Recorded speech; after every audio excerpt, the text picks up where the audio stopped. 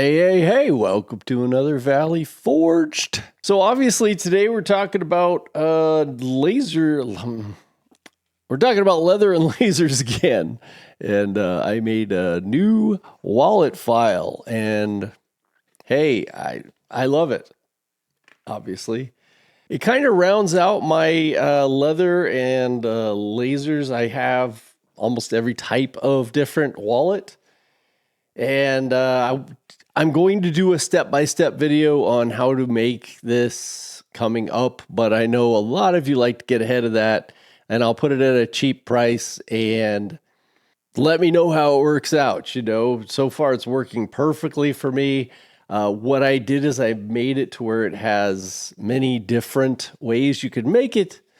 Kind of a plain style if you want to, add anything you want, and then kind of more intricate, right? Or any other way you want. Seems to be working fine, being able to put cards in and whatnot. Now, I've been making leather wallets for, I don't know, over 3 years. I mean, this was my first one. This is the one I carry. As we know, as makers, I made a little mistake on this one somewhere here. And so it becomes yours, right? And it is held up perfectly. I mean, it has had, from shows and things, just wads of cash in there and different things. My keys always in the same pocket. About once a year, I just put some cleaner on there and then some leather wax or something to protect it. And that's been it. So extremely happy with that. I just feel good that the wallets that I'm selling, considering that was my worst one, are going to hold up over time and still look amazing and feel amazing. Oh, it feels way better than when I made it. It just keeps getting better.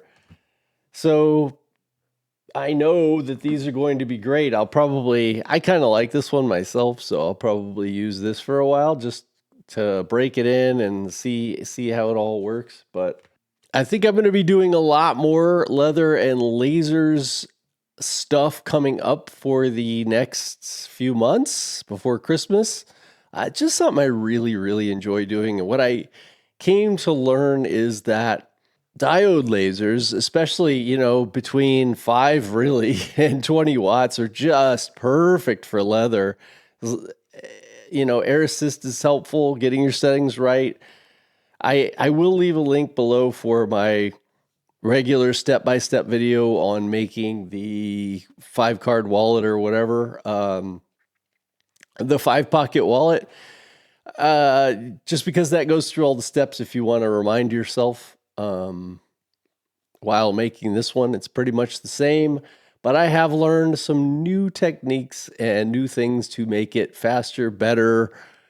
And the more I do it, the more I realize it is almost crazy not to use a laser to make wallets. I always want to learn from these other wallet makers or leather makers, and I just see their process of what they go through to make that wallet. And I'm like, wow, lasers just kind of bypass all the things that I don't want to do. Many of you out there know my favorite part about the whole thing is actually sewing it. And for some, that's probably the worst part. But for me, it's something I really enjoy. I'll sit here and watch YouTube videos and learn about leather or learn about whatever and just sew and just do, my saddle stitch. And I just get zen out, and it's not like work for me. I'd love to know, what do you guys, you're going to leave me comments and stuff on this and let me know how it goes for you. I'm sure it's going to be great. But yeah, let me know, anything that you'd like to see different or better. This is a great pattern that you can adjust yourself. And that's part of what I'm going to get into when it comes to this new step-by-step video. I want to show you how you can make it your own, right? And this can be your style. And I'll try and do that with all of my wallet files to show you, okay, yeah, here's the base, but you can use this to make a curve here or do that. I'm going to do that with my own and put some different engravings on it. And I just think that's the great thing about lasers in general is that you can do it your way, right? And you could use a base file just to make it easier so you don't have to deal with making. There is a lot that goes into making the holes. That is probably the most difficult part. And I did do a video on that a few years ago, but it didn't go in depth enough about how you make sure that the holes are the exact same on both sides of the wallet, because that's important, especially if you're going to go and start making your own designs out of it. It needs to be symmetrical as far as the stitching goes so that you can flip this, flip that, do whatever. So I will go over a new video on how to make your own holes for your wallet. And also, I want to do diamond stitch. And I think I've gotten to the next level where I can start putting diamond stitch on these wallets as well. Some of you may or may not know what that is, but I've always wanted to make the holes different. But I just honestly wasn't good enough to do that. And recently I've been like, oh God, that's a no-brainer. It's so easy. So many people are going to ask me about what kind of leather I use. Right now I'm using Rocky Mountain Leather Supply. Any of the Italian leathers at about 3, you can order it directly a 3 ounce, which is like 1.7 millimeter or something.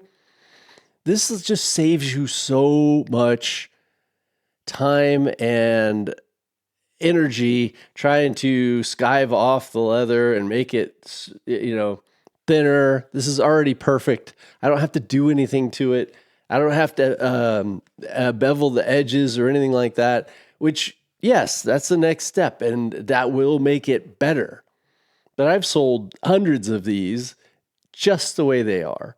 And so this Botero leather that I get, Italian leather, it's just perfect. And a lot of times when you're struggling with leather, it's really the leather itself. It's not you. And I've learned this over time. I started out with just leather I got from Amazon or from Hobby Lobby or something, and it turned out terrible or just not great, at least. And then the better leather I got, the easier it became, the better my stuff looked. It is truly about what leather you're using makes the ultimate difference. And then, so that means like the very first one you do, as long as you don't make a mistake, is going to be sellable. And so you're not going to waste a lot of leather learning and not being able to use what you sell. So yes, it is more expensive, but in the end, I think it's a lot less. I'm going to have a full tips and tricks as far as like things that I've learned about leather soon. I used to buy the panels, right? And now I buy the full hides, and the costs, even though it's a little bit more upfront, is night and day. So your profitability will just go through the roof once you start buying the full hides instead of the panels. I didn't realize that. I was new, and I was struggling to make money with the laser but I was breaking even, and I think that was fine just because I was getting better. At least I could sell what I made, and people loved it. It's a good feeling. It's a good feeling.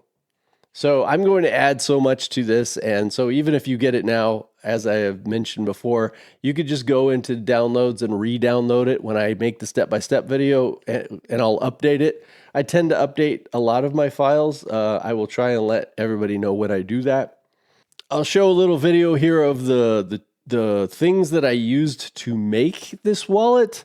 But again, you can just go to my step-by-step video for my video for this wallet, and it will go through those step-by-steps.